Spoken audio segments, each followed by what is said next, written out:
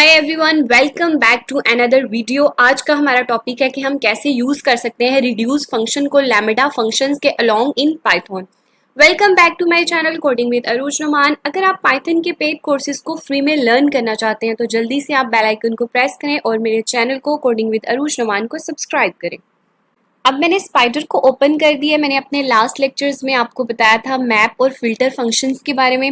Map, filter function और reduce function जो है वो सिमिलर है, इनका सिंटैक्स सिमिलर है, बट जो मेन डिफरेंस है इनके अंदर, आप इनको क्या सिंटैक्स सेम ही राइट करते हैं, वो ये डिफरेंस है इनके अंदर कि जो आपका फिल्टर फंक्शन होता है उसमें आप एक सिलेक्टिव आइटम सिलेक्ट करते हैं।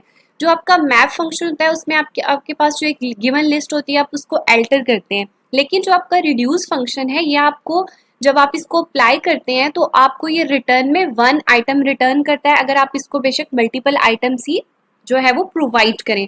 अब हम इसका कोड राइट करते हैं और सेकेंडली आपको रिड्यूस को जो है वो इंपोर्ट करवाना पड़ता है फ्रॉम फंक्शन टूल से। अब पहले हम इसको इंपोर्ट करवाएंगे फ्रॉम टूल्स, इंपोर्ट रिड्यूस। इसको यहाँ पे हमने इंपोर्ट किया, देन हम इस लाइन को रन करते हैं। ये हमारे पास इंपोर्ट हो गया। देन यहाँ पे हम अपनी एक लिस्ट क्रिएट कर लेते हैं। कुछ जो है आइटम्स हम ये आप अपनी मर्जी से नंबर राइट कर लें। यहाँ पे मैंने अपनी मर्जी से 5 नंबर राइट कर दिया। अब इसका सिंटैक्स आप देखेंगे कि यहाँ पे मैंने राइट किया हुआ है। सबसे पहले हम reduce similar to map function and filter function reduce function का नेम लिखेंगे हम।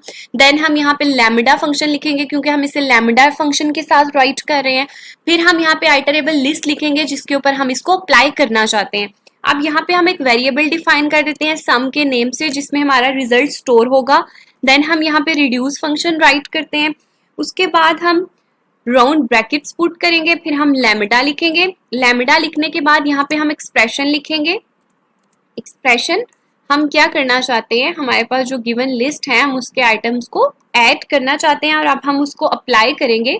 जो हमारी लिस्ट हमने किस नेम से रखी हुई है, LI से मैंने अपनी लिस्ट क्रिएट की हुई है। आपने जो यहाँ पे जिस नेम से अपनी लिस्ट को क्रिएट किया हुआ है आप यहाँ पे वो नेम राइट करेंगे। उसके बाद हम इसको प्रिंट करते हैं। प्रिंट करेंगे हम सम वेरिएबल को जिसमें हमारे रिजल्ट स्टोर हो रहे हैं। अब हम इसको रन करते हैं। जब हमने इसको रन किया तो यहाँ पे आप देखेंगे आउटपुट में हमारे पास 23 आया है।